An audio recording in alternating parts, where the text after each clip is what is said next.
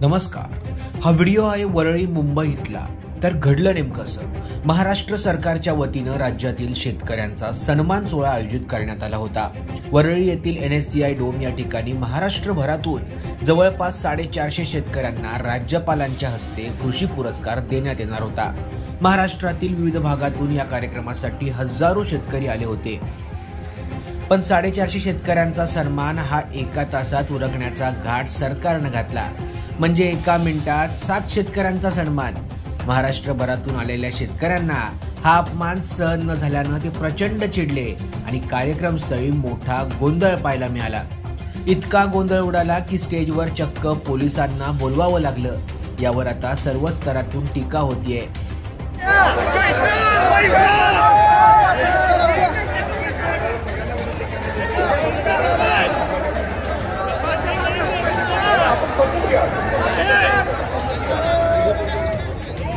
ऐका तुमचं म्हणणं काय आहे आपण समजून घेऊया.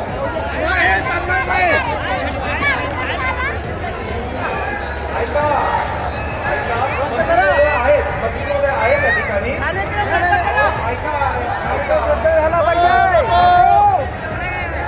शिष्टमंडळ मंत्री महोदयांना भेटत आहे.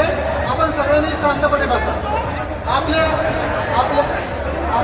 5 जण भेटतील. शेतकऱ्यांना पुरस्कार देत आहात की उपकार करताय?